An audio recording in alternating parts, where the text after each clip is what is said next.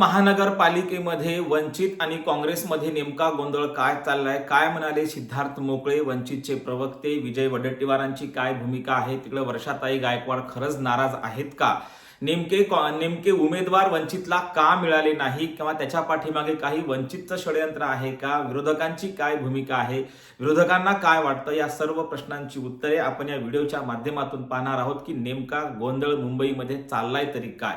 नमस्कार, मी doctor Nagraj Magare, Shabdayoddha live मध्ये आपल्या सर्वांचं मनपूर्वक स्वागत. आपण आमच्या चॅनलवरती नवीन असाल तर खालचं काळं बटन दाबून आम्हाला सबस्क्राईब करा, जेणेकरून नवे नवे व्हिडिओज आपल्यापर्यंत येतील आणि सामाजिक राजकीय विषयावर आपल्याला चर्चा करता येईल.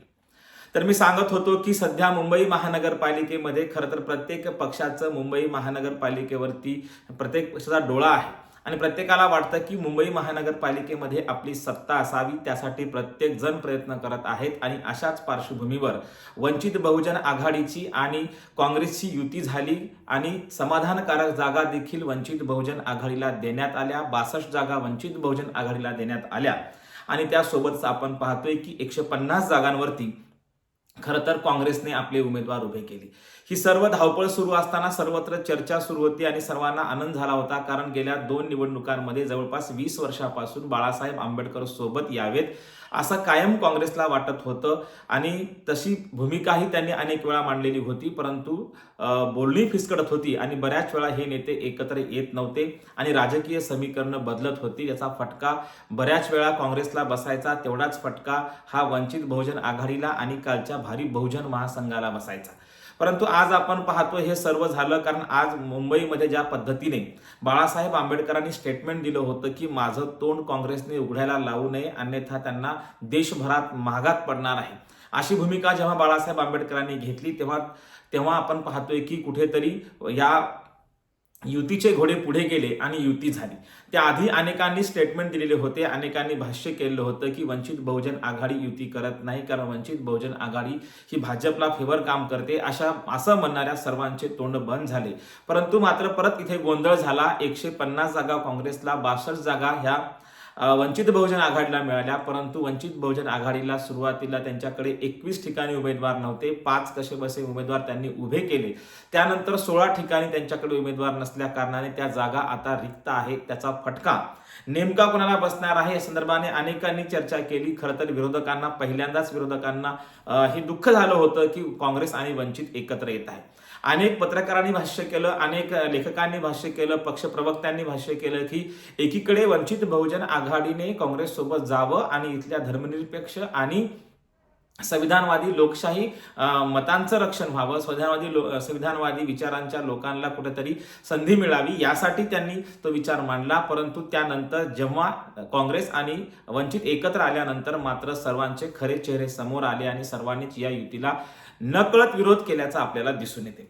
आता मुद्दा असा आहे की नेमकं तिथं का चाललं, कसं, त्यासाठी जागा का अशा केल्या किंवा सिद्धार्थ मोकळे काय म्हणाले, खरंच 16 जागा ह्या जाणीवपूर्वक काँग्रेसला सांगितल्या नाहीत का हे ठरवून होतं, ह्या सर्व गोष्टी खरं तर आपल्याला कळणं गरजेचं आहे. वंचितने युती खरं तर विरोधक घाबरले होते. वंचितने जी युती केल्यानंतर विरोधकांना भीती वाटत होती, कारण आपण पाहतो की काँग्रेसने खरं तर मनसेसोबत जायचं नाही म्हणून उबाटासोबतची युती तोडली आणि उबाटासोबतची युती तोडल्यामुळे काँग्रेसला एक वंचित बहुजन आघाडी सोबत आल्यामुळे वेगळं बळ आलं आणि वेगळं बळ आल्यामुळे आपल्याला सांगता येते की त्या सर्व गोष्टीमध्ये एक महत्त्वाचं आहे की याच्यामध्ये वंचित बहुजन आघाडीचाही फायदा होणार आहे आणि सोबतच काँग्रेसलाही त्याचा चांगलाच फायदा होणार आहे. आणि हे सर्वांना कळाल्यानंतर महायुतीतल्या पक्षांनी देखील आणि इकडे आपण पाहतोय उबाटा आणि मनसेने देखील या युतीला खरं तर या युती संदर्भामध्ये सर्वांनी गांभीर्याने घेतलेला आहे, सर्वांनी धास्ती घेतली, कारण हे 2 पक्ष एकत्र आल्यामुळे एक चांगला मतदार वर्ग आहे.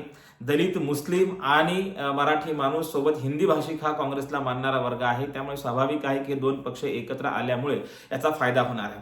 परंतु बाळासाहेब आंबेडकर म्हणाले होते की आमची युती झाली, याच्या पाठीमागं 2 शकोनी मामा नव्हते. आता हे शकोनी मामा नेमके कोण आहेत हे आपल्याला माहीत नाही, परंतु कुणीतरी या युतीमध्ये मिठाचा खडा टाकत होतं, हे नाकारता येत नाही. यानंतरचं आपण पाहिलं असेल की 16 जागेवर उमेदवार नाहीत, आता काय करायचं असा प्रश्न विजय वडेट्टीवारांना विचारला असता त्यांनी मात्र स्पष्ट नाराजी व्यक्त केलेली आहे. परंतु इकडे ज्यांना आपण सिद्धार्थ मोकळेंनी जी काही भूमिका काल मांडलेली होती की आमच्यामध्ये कुठलाही वाद नाही, कुठली फसवेगिरी नाही किंवा आम्ही एकमेकाला विश्वासात घेऊन हे सर्व चाललंय असं देखील मत वंचितचे प्रवक्ते सिद्धार्थ मोकळे यांनी व्यक्त केलं. दुसरीकडे आपण पाहतोय की सचिन सावंत जे काँग्रेसचे प्रवक्ते आहेत त्यांनी देखील अत्यंत समाधानकारक या युतीबद्दल भाष्य केलेलं आहे. त्यामुळे त्या 16 जागांवरती ज्या पद्धतीने विरोधक आणि बाकीचे काही लोक चर्चा करत आहेत, जसं काही वंचित बहुजन आघाडीने काँग्रेसला फसवलं असं काही लोकांना वाटत असेल तर ते तसं नाही. कारण तसं जाहीर केले सिद्धार्थ मोकळे यांनी की आमच्यामध्ये सामंजस्य आहे. बरं, सिद्धार्थ मोकळेंनी हे जाहीर केल्यानंतर काँग्रेसचं मत काय होतं हे आपल्याला पाहायचं होतं. तर काँग्रेसचं मत असं आहे की तिथे आपण पाहतोय सचिन सावंत हे काँग्रेसचे प्रवक्ते आहेत आणि सचिन सावंतांचं असं म्हणणं आहे की आमच्यामध्ये सामंजस्य आहे, आम्ही एकमेकासोबत आहोत, अशा कुठल्याही बातम्या बाहेर देऊ नये किंवा तशा विरोधक जाणीवपूर्वक बातम्या देत आहेत कारण आमच्यामध्ये समन्वय आहे. हे अशी स्पष्ट भूमिका ही सचिन सावंतांनी घेतलेली आहे जे की प्रवक्ते आहेत. आणि त्यांनी सोबत असंही म्हटलेलं आहे की आमच्या युतीमुळे, वंचित बहुजन आघाडीच्या आणि काँग्रेसच्या युतीमुळे इथल्या संविधानवादी लोकांना, लोकशाहीवादी लोकांना एक चांगलं बळ मिळालंय.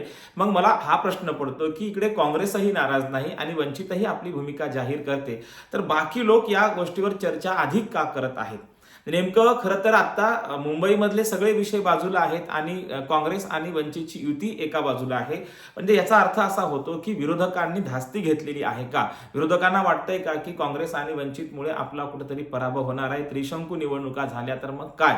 हा प्रश्न खरं तर विरोधकांसमोर असल्यामुळे तिकडे उबाटा गटामध्ये देखील तेवढी धास्ती आहे, महायुतीला देखील तसंच वाटत आहे. आणि आपण पाहतोय की जे बंडखोर आहे ते बंडखोर सर्वाधिक सत्ताधारी पक्षाचे अर्थात महायुतीकडून आपल्याला दिसून येतात. त्यासोबतच अनेक नाराज जे इच्छुक होते ते नाराज झालेले आहेत. त्यांना खरं तर तिकीट नाही दिल्यामुळे भाजपमध्ये सर्वाधिक नाराजांची संख्या आहे. त्यामुळे या नाराजांच्या, या निष्ठावंतांचा फटका मुंबई महानगरपालिकेमध्ये नेमका कोणाला बसणार? तर प्रामुख्याने ज्या पक्षाने सर्वाधिक निष्ठावंतावर अन्याय केलाय त्या पक्षाला बसणार आहे. आणि आता आपण पाहतोय मीडियामध्ये, माध्यमांमध्ये दिसून येत आहे की भाजपने अनेक निष्ठावंतांना डावललेला आहे आणि याच निष्ठावंतांना डावलल्यामुळे तो फटका खरं तर भाजपला बसू शकतो आणि त्याचा फायदा वंचित बहुजन आघाडी आणि काँग्रेसला होऊ शकतो. कारण अनेक इच्छुक बंडखोऱ्या करतील, अनेक इच्छुक जे आहेत, निष्ठावंत जे लोक आहेत ते स्वाभाविक आहे की आपल्या वार्डामध्ये, आपल्या प्रभागामध्ये ते काँग्रेसला मदत करण्याची दाट शक्यता आहे. त्यानंतर उबाटा गटाकडे जाण्याची शक्यता आहे. परंतु भाजपचा मात्र एकूण महायुतीचं नुकसान होण्याची दाट शक्यता मुंबईत तरी दिसत आहे या निष्ठावंतांच्या नाराजीवरून. आता आपल्याला सांगता येते की मग ही भूमिका, जर इथे बाळासाहेबांची भूमिका ही स्पष्ट आहे, त्यांचे प्रवक्ते सिद्धार्थ मोकळे देखील सांगतायत आणि इकडे सचिन सावंतांनी देखील जाहीर केले की आमच्यामध्ये कुठलीही नाराजी नाही. परंतु त्या 16 जागा आहेत, त्या 16 जागांवरती उमेदवार नसल्या कारणाने वंचितला हे रिकाम्या ठेवाव्या लागल्या. खरं तर इथे कुठेतरी वंचितचं आपल्याला चुकलं असं म्हणावं लागेल. कारण त्या ठिकाणी तुमच्याकडे जर जागाच नव्हत्या तर आपण त्या जागा मागायला नको होत्या. यातून एक वेगळा संदेश लोकांमध्ये जातो आणि त्याचा फटका पुन्हा पक्षाला बसतो.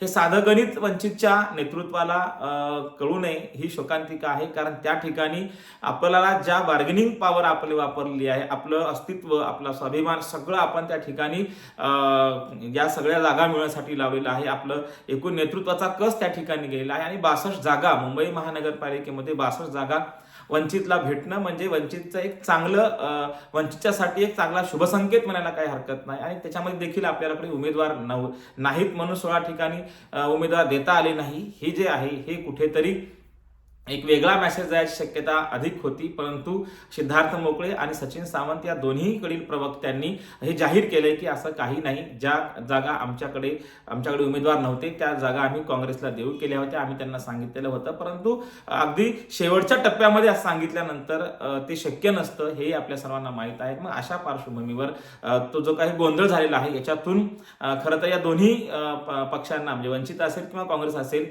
यांना विरोधकांच्या टीकेला सामोरं जावं लागलं. आणि सर्वसामान्य माणसालाही तोच प्रश्न पडलाय की आपल्याकडे जर उमेदवारच नव्हते तर तेवढ्या जागा मागायला नको होत्या. आता हे सर्व झालं, परंतु राजकारण असतं, त्या ठिकाणी अनेक वेळा अनेक कारणांमुळे उमेदवार भेटत नाहीत. आणि अशा वेळी पक्ष एखाद्या व्यक्तीला खरं तर पुरस्कृत म्हणून पुढे आणू शकतो. कदाचित या 16 मतदारसंघामध्ये काँग्रेस आणि वंचित एखाद्या अपक्ष उमेदवाराच्या पाठीशी जर उभे राहिले, त्यांनी निवडून आणण्याचा प्रयत्न केला, तिथे त्यांना फायदा होऊ शकतो. परंतु शेवटी पक्षाचं तिकीट असणं, सिम्बॉल असणं हे फार महत्त्वाचं असतं आणि ते या 16 मतदारसंघामध्ये नसणार आहे. एकूणच काय तर काँग्रेस आणि वंचितमध्ये फारसा काही वाद नाही, त्यांचा समन्वय आहे. दोन्हीकडील प्रवक्त्यांनी सांगितलेलं आहे. त्या 16 जागांचा इश्यू मात्र विरोधक मोठ्या प्रमाणात करत आहेत, परंतु त्या 16 जागाचा एवढा इश्यू करण्याची गरज नाही असं सिद्धार्थ मोकळेंनी सांगितलं. तसं आम्ही जाहीरही केलं होतं ते म्हणाले.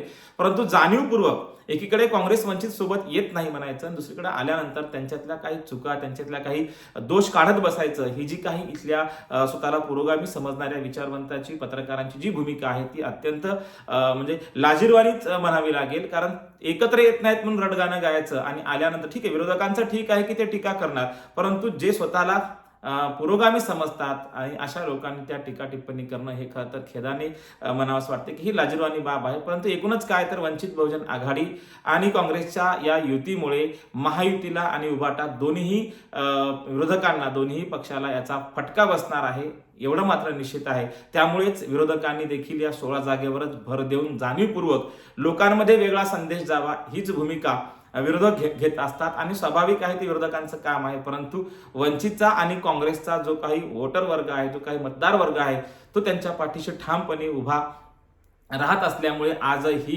विरोधकांची खरं तर बत्तीगुल झालेली आहे. विरोधकांना फटका बसणार याची एकूणच शक्यता दिसत आहे. कारण इकडे आपण पाहतोय की बंडखोर आहेत, निष्ठावंत लोक नाराज आहेत भाजपवरती, आणि इकडे आपण पाहतोय उभाटावर देखील लोक नाराज आहेत. त्यांनी देखील निष्ठावंतांचा आणि मराठी माणसांचा प्रश्न किती सोडवला हे लोक आता सोशल मीडियावरती लिहित आहेत. आणि याच्यामध्ये फायदा हा काँग्रेस आणि वंचितचा होऊ शकतो, कारण त्यांच्याबद्दल मात्र मराठी माणसांमध्ये, तिथल्या धर्मनिरपेक्ष मतांमध्ये आणि हिंदी भाषिकांमध्ये खरं तर एक चांगली वोट बँक वंचित बहुजन आघाडीकडे आहे, दलित आणि मुस्लिम मताची. त्याचाही फायदा काँग्रेसला होऊ शकतो, काँग्रेसचा फायदा वंचितला होऊ शकतो. एकूणच काय तर विरोधकांनी जाणीवपूर्वक 16 जागांचा इश्यू केलेला आहे. त्याच्यावरती खरं तर वंचितचे नेते आणि काँग्रेसचे नेते येत्या काळात काय भाष्य करणार आहेत हे पाहण्यासारखं असणार आहे. दोन्ही प्रवक्त्यांनी जाहीर केले की आमचा समन्वय आहे, परंतु निवडणुकीच्या रिंगणात उतरल्यानंतर प्रचार जेव्हा सुरू होतील त्यावेळेस या 16 जागांवरती लोक प्रश्न करतील, तेव्हा खरं तर दोन्ही पक्षांना या सर्व लोकांना तोंड द्यावं लागेल. त्यासाठी त्यांनी तशी भूमिका तयार ठेवणं किंवा त्यांना तोंड द्यायला तयार असणं हेच खरं तर महत्त्वाचं असणार आहे. एकूणच काय तर वंचित आणि काँग्रेसमध्ये समन्वय आहे हे जगजाहीर आहे, परंतु याचा फटका विरोधकांना बसू नये म्हणून विरोधक प्रत्येक गोष्टीचा इश्यू करताना दिसून येत आहेत. धन्यवाद.